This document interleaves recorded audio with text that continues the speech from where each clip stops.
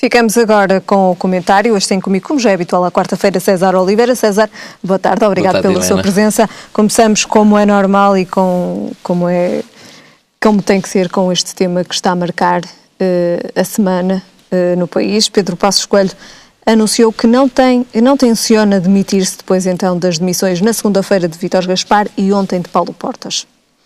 Era esperado que Pedro Passos Coelho não se demitisse. O Passos Coelho tem a atitude que ele teve, é uma atitude que de alguma forma surpreendeu alguns quadrantes políticos, nomeadamente muitos comentadores de análise política, mas nós pensarmos um pouco, verificamos que Passos Coelho tem afirmado sempre, continuamente, e tem feito um grande esforço para haver estabilidade no país, para que o país e o governo de Portugal possa cumprir aquilo que são as suas obrigações.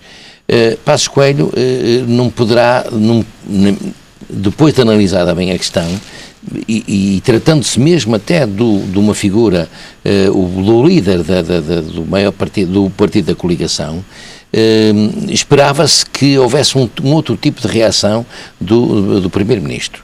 Mas pensando bem, não pode ser um homem só, ou a demissão de um homem ou dois, que podem provocar a instabilidade num país, sobretudo uma instabilidade que podia gerar novas eleições legislativas, que se calhar ia dar no mesmo. O que é que se tem que fazer? Este ou outro Primeiro-Ministro tem que cumprir aquilo que está estabelecido nos nossos compromissos europeus, nomeadamente com a Troika, porque senão nós somos naturalmente fustigados por reações e por medidas que ainda vão ser piores para Portugal. É evidente que continuo a dizer que o governo de Passos Coelho deverá, ou outro governo qualquer, deverá ter mais atenção nas áreas de sensibilidade social. Porque, naturalmente, além de serem importantes para a estabilidade do país, também geram aqui, de alguma forma, a manutenção de alguma animação da economia. Não havendo crise, não havendo estabilidade, isso pode correr riscos. Portanto, esta atitude de Passos Coelho, na minha perspectiva, depois de ponderado a resultante de uma outra atitude da parte dele, se calhar é a atitude mais acertada. No entanto, isto está a levantar duras críticas. Exato. Está a levantar, como vimos aqui. Deixe-me dizer-lhe uma coisa, Helena. Eu ontem ouvi alguns comentadores, nomeadamente, que não são políticos, mas que são jornalistas ou assim, e há uma coisa que me espantou, não é bem ter, mas que até me decepciona, porque continua-se algumas pessoas a fazerem comentários em relação a este governo, esquecendo claramente e totalmente aquilo a que nós estávamos sujeitos há 2 anos atrás e ao que foi deixado a Portugal, e este governo podia ter sido outro, para resolver. Então, mas esquece do que aconteceu o que levou ao primeiro resgate. Esquece tudo, mas foi este governo, foi outro. O esforço que o Primeiro-Ministro pode fazer no sentido de poder ainda equilibrar aquilo que pode ser menos gravoso para o país, evitando eleições antecipadas, porque as eleições antecipadas são legítimas, naturalmente, aconteceram em várias circunstâncias, já aconteceram por muito menos, não é? Mas de alguma forma vai levar, neste quadro, claramente o risco do recurso a um segundo resgate. E o segundo resgate, claramente, que vai ter muito mais exigência para aquilo que é o povo português, naturalmente. Percebe? Mas acredita que poderá estar nessa iminência se houver de facto eleições antecipadas, pedem muitos, aliás, os partidos da oposição, e como vimos aqui, César, numa manifestação em Santa Catarina. Eu vi uma manifestação do PCP que há muito tempo reclama por eleições antecipadas. O Partido Socialista, a partir da altura em que começou a ter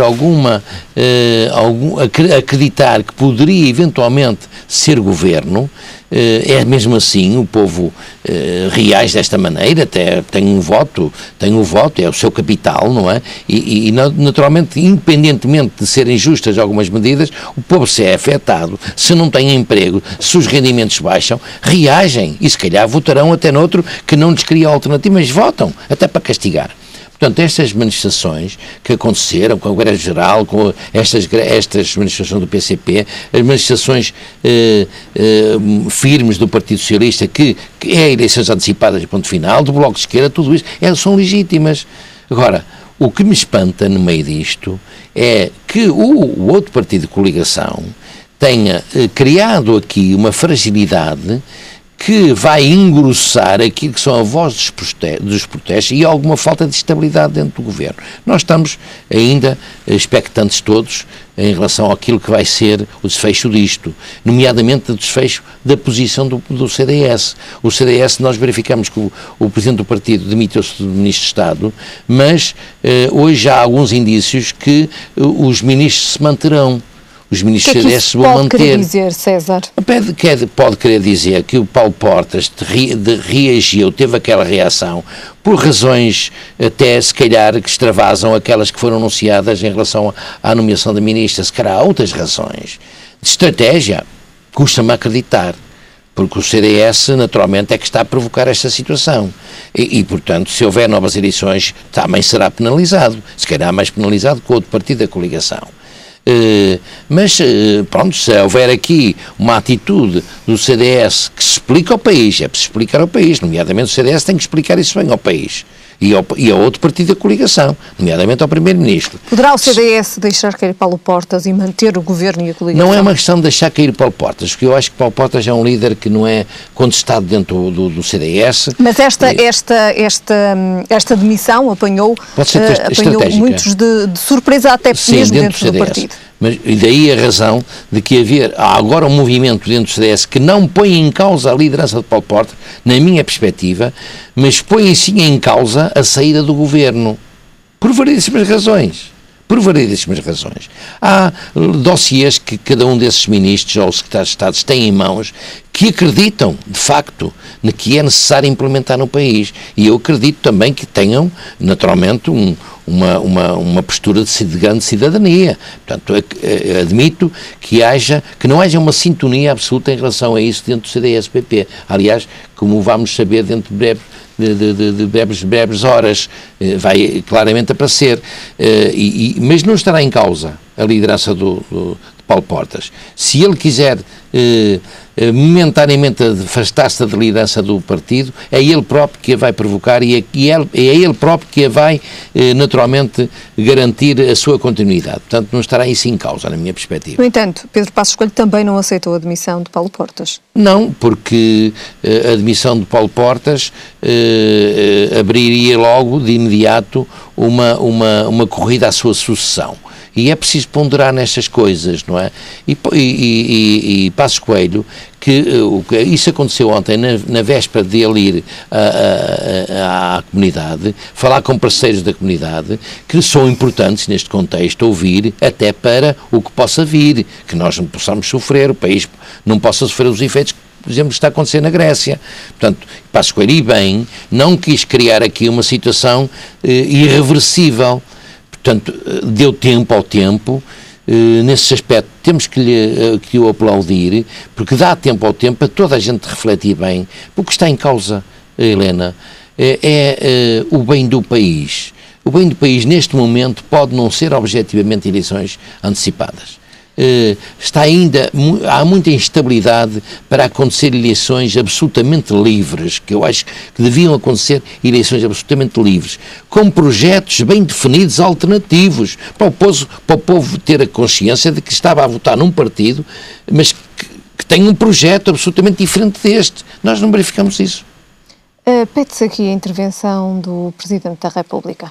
O Presidente da República, há uma grande expectativa. Amanhã vai reunir-se com Pedro Passos Coelho e também com os partidos. Passos Coelho e os partidos, mas ele já fez um aviso. Claro. Ele não vai provocar nenhuma ruptura. Os partidos que têm assento na Assembleia da República é que têm esse papel.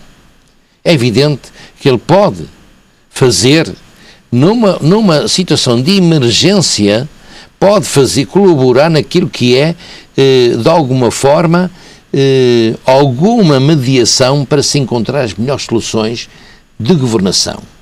As substituições, que ontem aconteceu, essa substituição do Ministro das Finanças, na minha perspectiva, se calhar muitos portugueses revêem-se nesta minha perspectiva como natural, se calhar não era necessário criar essa situação de descontentamento perante essa nomeação.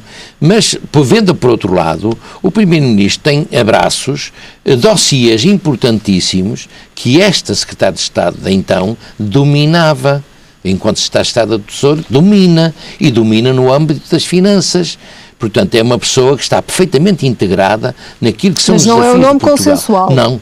Não é consensual. De todo. Eu defendia que fosse outra pessoa, não ela, pessoalmente. E é a minha opinião, que não é única, infelizmente ou felizmente, há muita gente que pensa assim. Portanto, Passos Coelho podia ter aqui tido, e se essa foi um fator determinante para a demissão de Paulo Portas, Passos Coelho, e se inclusive tinha discutido com ele, Paulo Portas tinha discutido com o Passos Coelho sobre essa matéria, se calhar Passos Coelho poderia ter feito um bom serviço ao país, encontrar uma solução mais consensual. Encontrar outro nome, se calhar mais distante dos partidos e mais próximo da competência. César, a Bolsa de Lisboa registrou quedas acentuadas esta manhã, consequência da demissão de Paulo Portas. Começam-se a fazer sentir, de facto, os primeiros sintomas negativos desta demissão. Essas são as tais más notícias a sério, porque tudo se gera depois à volta do que é a nossa posição de firmeza ou de estabilidade nos mercados bolsistas e também naquilo que é a nossa posição nos mercados financeiros. Esse é o grande risco, os investidores externos não confiarem no nosso país, ou por outra, terem desconfiança em relação à estabilidade do nosso país. Esse é o grande risco. E esses homens, como Paulo Portas... Passaria a número 2 do governo? Eu sinceramente digo-lhe, deviam ter uma assunção mais responsável, porque eles sabem que provocam claramente isto, e isto depois, para cair, é um instantinho, para recuperar é muito difícil. E o país andou, durante estes 2 anos, a recuperar, que tinha recuperado a confiança dos mercados, e agora levamos uma derrocada que vai ser difícil de recuperar. Portanto, aqui põe-se em causa também a credibilidade que Portugal tem lá fora. A credibilidade é assim, crises políticas há em todo lado, mesmo isto em democracias... Isto pode mexer, de facto, também com outros países da Europa, nomeadamente com a Espanha. Naturalmente, em Espanha nós não... Esta instabilidade portuguesa... Está latente em Espanha. Está latente. Ouça, Espanha tem estado a saber, porque são economias mais crescidas, na minha opinião, são mais crescidas, são mais maduras, e tem estado a conter, não é? Mas isto é uma situação latente em Espanha, como é latente na França, como já foi em Itália, são países com estabilidade nos mercados. Já aconteceu. E vai continuar a acontecer. Portanto, a Europa, os nossos parceiros europeus, têm que fazer um esforço no sentido de ajudar Portugal a manter este nível de cumprimento e o nosso nível no patamar da estabilidade em relação aos mercados. Ou seja, teremos que ser ajudados também pelos parceiros europeus. Claramente, temos que ter esta humildade. A Europa está mais uma oportunidade da Europa nos ajudar e do mundo nos ajudar, nomeadamente países em que nós podemos estender a nossa economia, como os países ibéricos e os países a confinar com o Atlântico. Portanto, esta instabilidade portuguesa de facto não ajuda em nada. Nada. E eu tenho muita esperança e espero muito que ainda hoje, durante o resto do dia e amanhã, nas conversações que vão existir com o Sr. Presidente da República, que se encontrem as melhores soluções para continuar com alguma estabilidade. Porque penso que não é a altura de criar mais instabilidade. E quero lhe dizer uma coisa, Acho que um partido, o António José Seguro, defende, que vai amanhã, ou que pôs hoje o assunto ao Sr. Presidente da República, a defender eleições simultâneas entre as autárquicas e as legislativas. Eu penso que isso é uma má proposta, não é de boa intenção, porque a realidade autárquica é uma, a realidade do país é outra. É preciso deixar separar o povo... as duas coisas. Separar, dar condições para o povo poder escolher criteriosamente em relação